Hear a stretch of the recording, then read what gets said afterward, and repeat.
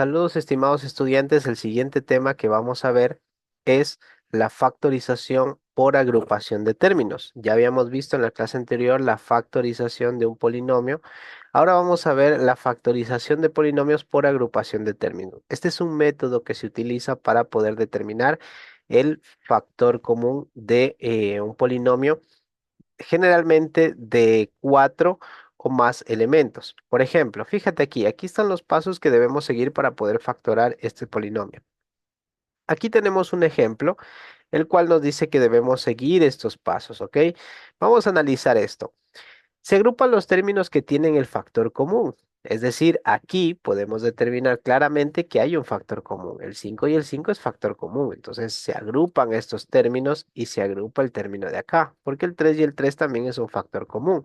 Se los agrupa porque no puedo yo agrupar el 5x con el 3x al cuadrado, porque no, ahí, bueno, ahí podría ser el factor común, ahí la x en cambio.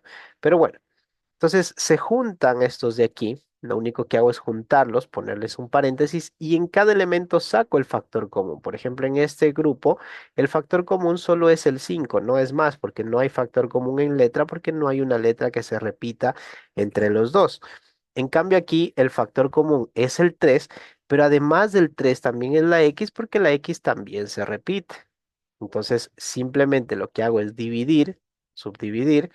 5 le quito el 5x, le quito el 5, me quedaría solo la x, más 5y, le quito el 5 que ya está aquí afuera y me queda y. Y bueno, así hago. Y lo único que tengo que hacer en este caso, cuando los factores dentro del paréntesis me queda lo mismo, es juntarlos y hacer uno solo. Y los que quedaron fuera, pues generan el siguiente factor y prácticamente se ha descompuesto en factores. Es el proceso que hay que realizar.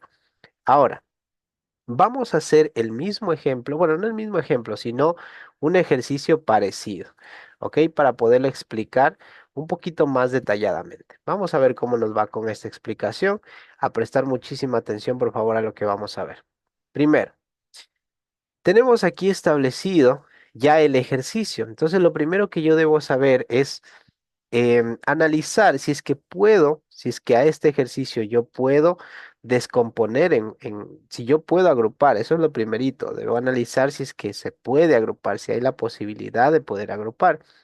Y veo que sí, porque por ejemplo aquí el factor común en estos elementos podríamos decir que agrupar, tal y como nos enseñaron en el ejemplo, no siempre se agrupa así, por si acaso, puede ser de otra manera. Entonces comienzo a trabajar cada paréntesis con el factor común. Por ejemplo, para hacerles un ejemplo, vamos con el segundo, con el de aquí hagamos. Aquí el factor común no es una letra, porque no hay letras que se repitan en los dos elementos, pero sí, aquí el factor común es un número. Me doy cuenta que el factor común vendría a ser el 2 porque el 2 también es factor del 6. 2 por 3, 6. Entonces el factor común aquí es el 2. Puedo poner que el factor común es el 2. Abro paréntesis. 2x dividido para 2, es decir, le quito el 2, me queda simplemente la x, más 6 dividido para 2 es igual a 3. Ya me quedó ya he factorado el segundo grupo. Ahora voy con el primer grupo. Aquí, en cambio, si tú te fijas, en el primer grupo no hay factor común número, pero sí letra. Hay dos letras que se repiten, entonces ¿puedo yo sacar factor común? Claro que sí, aquí puedo sacar factor común, pero recuerda que en las letras decíamos que se escogía la letra con el menor exponente y el menor exponente pues es x al cuadrado.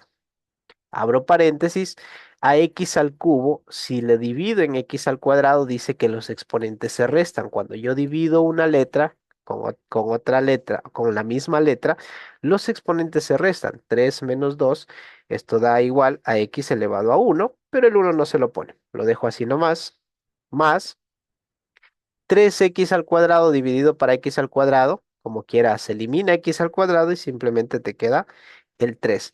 Y fíjate cómo los paréntesis han quedado igual. Dice la teoría, y bueno, establecemos que los paréntesis se juntan, se hacen solo uno, x más 3, y los factores los factores que quedaban en la parte de afuera, los junto y de ese modo he convertido este polinomio, lo he convertido en factores. Entonces, espero que les vaya muy bien con su tarea y mucha suerte, estimados estudiantes.